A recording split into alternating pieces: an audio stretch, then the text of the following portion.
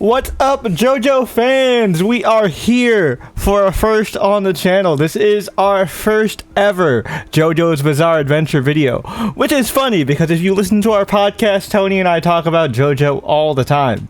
So we're very excited for this because this is the beginning of a new era, a new universe, the Steel Ball Run universe. And That's right. I'm really excited because personally, this is my favorite part. It definitely like flips back and forth, but this is usually my favorite part. I love part 7, so I'm very excited to talk about it. And the fact that it's a weekly makes me so happy because, you know, JoJo fans, we have beef with Netflix because of the bullshit they put Part 6 through with its dumbass release schedule. So, just letting it be a regular weekly anime like how Netflix has been doing with their other anime is fantastic. Good on you, Netflix. So, as per usual with our reviews, we will be going into full spoilers with this video. So, if you have not seen JoJo's Bizarre Adventure Steel Ball Run Episode 1, do yourself a favor, boot up your Netflix, borrow somebody's password, do whatever you gotta do. You're a JoJo fan, you owe it to yourself to watch this. We will be going into full spoilers, so watch the episode first, then come back here and tell us your thoughts and feels in the comments down below. Alright, so let's just go ahead and start off. This was fantastic. What an opener. I think the narration and expedition did a really good job at the setup. There's definitely some like changes off bat from the setup from the manga, and they even accelerated some stuff that like we didn't find out until much later. Like we find out in episode 1 about Nicholas, which we didn't find out until like chapter 42. Yeah, I think it's best that because if you if you front load it, because like you know, it kind of broke up the flow of things, like learning about Johnny's backstory, like dead in the middle. Yeah, I think if you gave because it gave more motivation for Johnny as a character. It also makes him more likable, which is good because Johnny's kind of a dick. Yeah, so here's the thing about the Steel Ball Run universe, if you don't know. It's basically an alternate JoJo universe where all the previous parts happen at different points in time. Steel Ball Run is a amalgamation of parts 1 through 3 happening in the 1890s. And in the in America. Araki has always said that he wanted to do a Western part for the longest time. And with the reset after part 6, it was his golden opportunity. Oh yeah. And it's still set in that sweet spot. It's 1890, the summer of 1890. Which is kind of like the death of the Old West. It's like the last hurrah. Because by this time, if you know your American history, the West has been mostly settled, and a lot of the gold rush towns are starting to be abandoned because they've cleaned that bitch out. So, you know, it's like the final sunset of the Old West, which I think is a great time because I feel like if he had set this in like peak Old West, there would be too much shit going on, and plus there would be a lot more stuff going on with like the Civil War and such. Now, obviously, we'll have some stuff related to that coming up soon, but you know, we'll get there when we get there. Yeah. And Steel Ball Run has probably, like, again, I'm biased because this is my favorite part, but it has, like, one of my favorite casts in all of JoJo.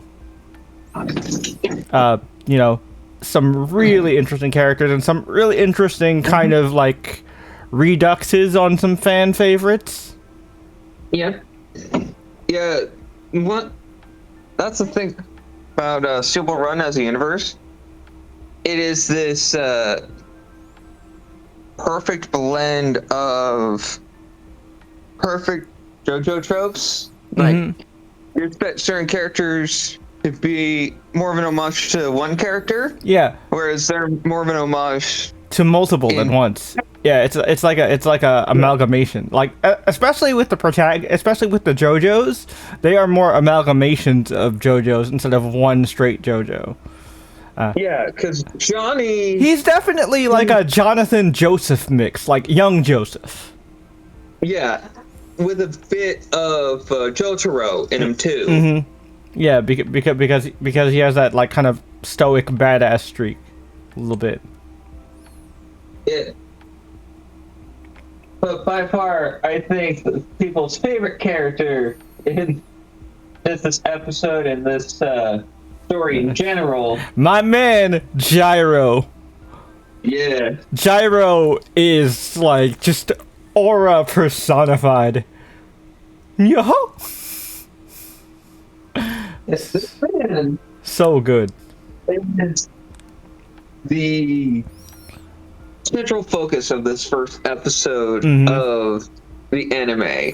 Yeah, you Where know, we learn the power of the ripple and the of spin, the spin. the spin, yeah. And you know, Johnny really wants to fondle Gyro's balls. Yeah. Not what you're thinking of, folks. It's just the steel balls attached to Gyro's head. Or it could be what you're thinking of. It is JoJo after all. Who knows? Yeah. But But at least... Okay, so the only difference is this isn't the main universe where they're more muscular and buff. yeah, because it's modern. It's modern Araki where he's kind of streamlined his style and become more like. Now I don't want to say twinkish because they're still pretty muscular, but it's more lean. Yeah, very lean. Than the '80s super muscle era of JoJo. Yeah. Like Johnny actually looks like he's like 19, you know, whereas Jotaro was a 30-year-old who was claimed to be 15 years old. Yeah. Yeah. Well, and also in this time period, Araki wasn't afraid to make his protagonist just the biggest douche. Oh in yeah, the world. yeah. Johnny's such a dick, which is where like the Jotaro-isms come in. Also, can I just shout out to the anime team for making Lucy Steele an adult? Yeah. Like Because in the original story, she's 14 years old, which Yeah. again, it's the 1890s. Technically, it's appropriate for the time, but like still gross. Yeah. Very gross. Very gross. And one of the things that just shocks and amazes me is how our boy Steven Steele is is one half of Speedwagon, Yeah. where he's the friendlier Speedwagon, and then you have Mountain Tim, who is the more antagonistic part. Yeah. Speedwagon. Yeah, Mountain Tim is like early Speedwagon, and then Yeah. like, you know, Steven is more of the like post friendship Speedwagon Foundation Speedwagon. Yeah. Yeah, it's really fun. Some other fun characters that we get glimpses of in this first episode are, of course, one of my personal favorite side characters, Poco Loco. This man. Like the luckiest man, literally the luckiest man in the world. You know, Yeah. obviously we're not going to go into too much on that because we don't want to spoil show onlys. But if you know, you know. Yeah. Yeah, but this man, the goofiest character in all of JoJo. I love him. I love this man. I love him. Like, he is so unserious, unbothered, and this is also one of my favorite things about the Steel Ball Run universe. Yeah, it gets back to being silly. I think, like, JoJo had gotten so serious at a point, especially from like 5 onwards, 5 and 6 were like very much more serious. Like there were some comedic moments here and there, obviously, but like the subject matter was way more serious. We had like a mafia story and a whole ass prison drama. You know, it's not necessarily the time for ha-has, but like we get the comedy back. Steel Ball Run isn't like full comedy. It's This is not wacky races. Oh yeah. No. There are some serious moments, some really intense character drama, and personally, for me, you know, I haven't read JoJolion, so I can't comment on JoJolion. But as far as the alternate universe goes, Steel Ball Run still has my favorite main antagonist. Yeah. As someone who is not exactly read JoJolion, but I have experienced it. Bunny is still up there in JoJo villains. That's all I'm going to say about that. I'm not going to give too much else on the main villain of we're not gonna spoil anything because you know he has not shown up yet, so like there's no point in talking about him right now. But I will say it is just really funny the timing that Part 6 comes out, given the current state of America's administration. Part 7 anime just comes out at a time where America is facing utter turmoil. Oh, it's just that's funny. It's kismet. It's kismet. Funny. Just pure serendipity.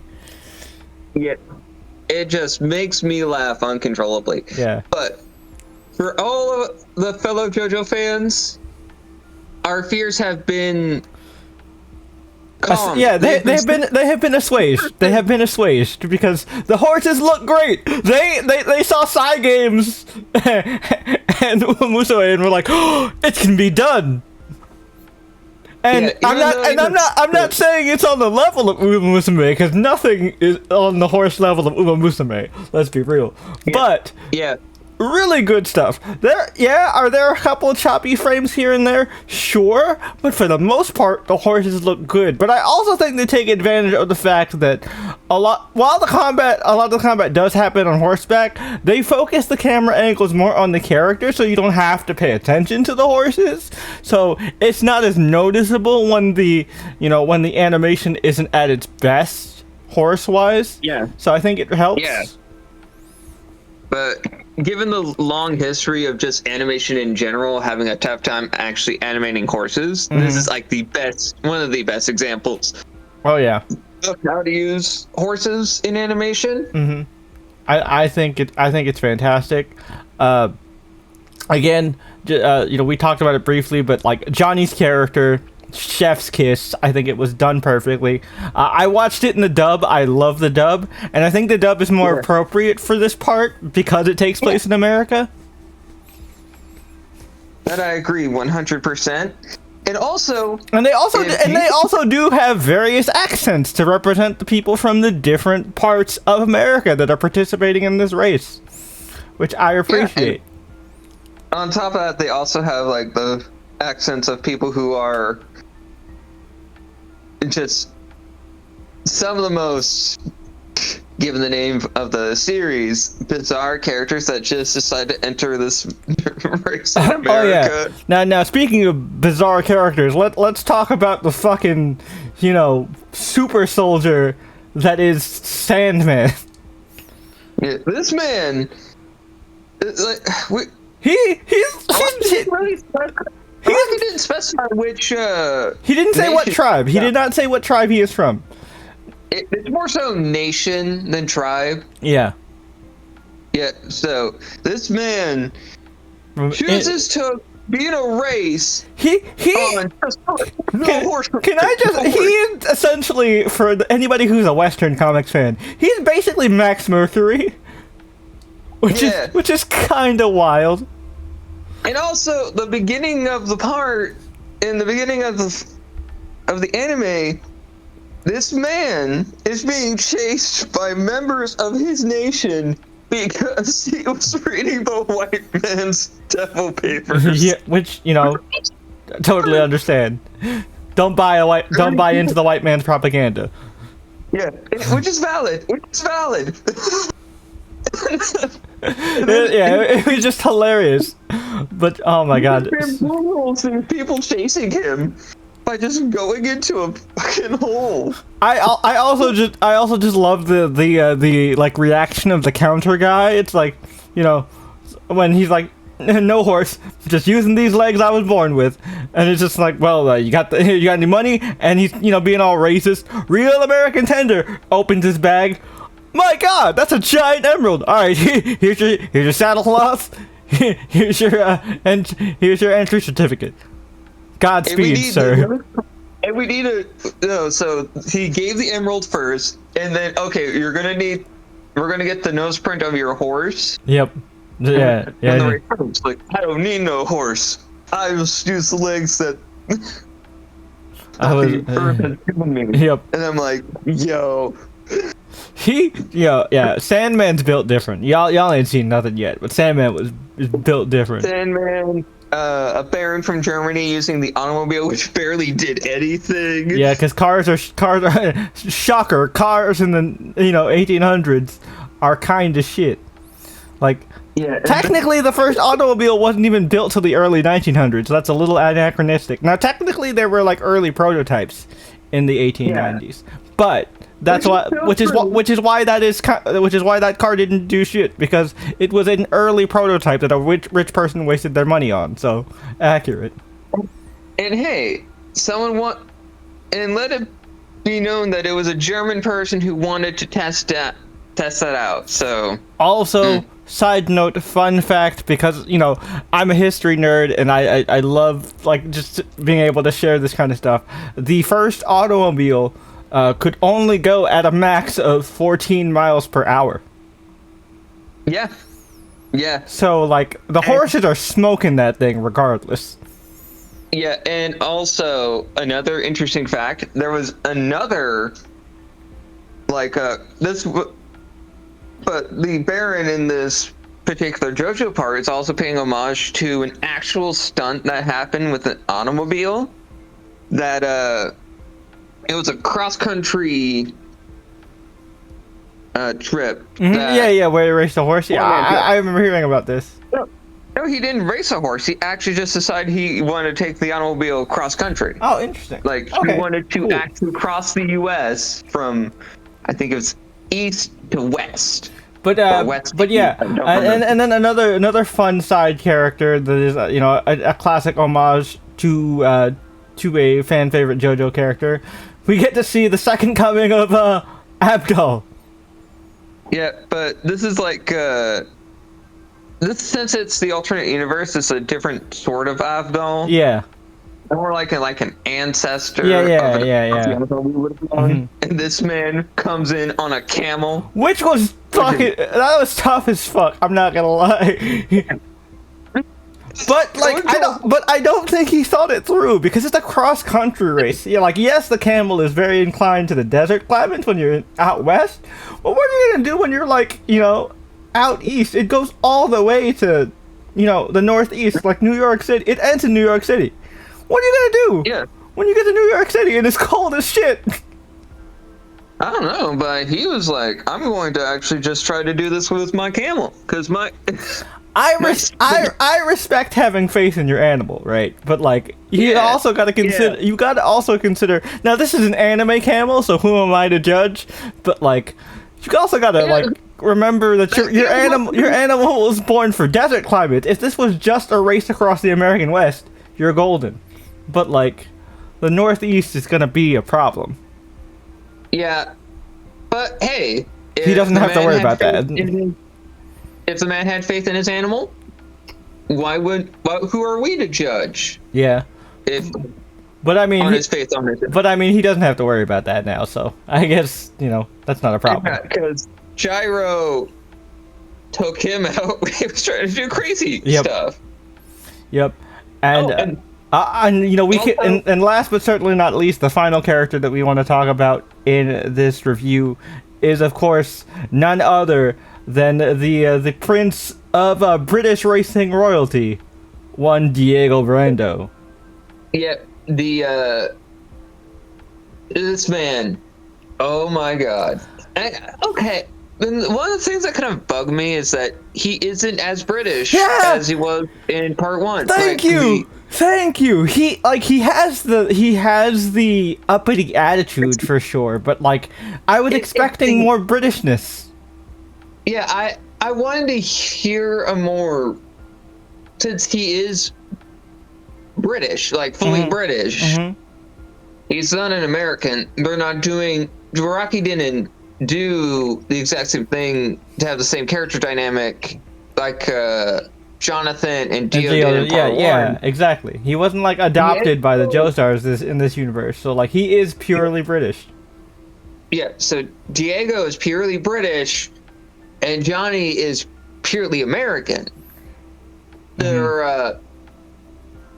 I don't think. Well, regardless, the English voice actor did an amazing job. Oh yeah. I don't think it's it's definitely it's definitely. I would have preferred it if his accent was a bit more pronounced. Yeah.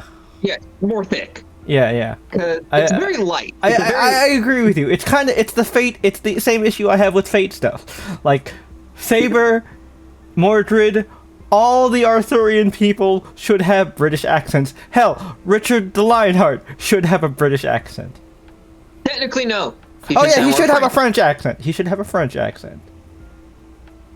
Since he's technically you're right. part of a dynasty that originated from France. He is technically more of a Frenchman. You're right. So he should have more of a French accent.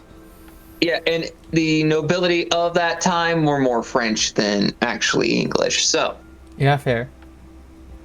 But yeah, so regardless, overall, I think this is high quality. We are putting this out on a Sunday, but fear not, good people. We will be recording these on Thursdays and getting them out on Thursdays when the episodes drop right away from this point onward. But instead of just waiting to do a twofer like we normally would do, we were like, this is JoJo. We gotta do this like ASAP. And besides, this is 48 minutes long, so a JoJo opener that's a bit longer than normal is a good one. A more it's not so much surprising. It's like, oh, yeah, that's neat. Yeah, it was nice. I was like, oh, 48 minutes. I wasn't expecting that, but it's cool. It's cool, which is why this video is going to be obviously longer than our usual like 10-minute videos. But hopefully, you enjoyed our yapping well enough. I'm just excited to finally do a JoJo video. Me and Tony have been like brainstorming ideas to do JoJo videos for such a long time, and I'm so glad that we actually get to review a JoJo part as it comes out. That's really exciting. So, definitely looking forward to it. And if you are new to the channel, be sure to follow us on this journey across America, and hit that subscribe button and notification bell so you don't miss out on any of our new Steel Ball Run reviews that we'll be coming out with on a weekly basis as the show continues, as well as hitting that hype button if you're on mobile, because that helps to spread us throughout the algorithm to other JoJo fans out there. It would be really appreciated. We thank you very much. And don't forget to tell us all your thoughts about the episode, about any of the changes. What were your thoughts and feels about that? What are some of your favorite parts that you want to highlight? Who are some of your favorite characters going into it? Let us know all those thoughts in the comments down below. And until next time, we'll see you later, racers. Peace.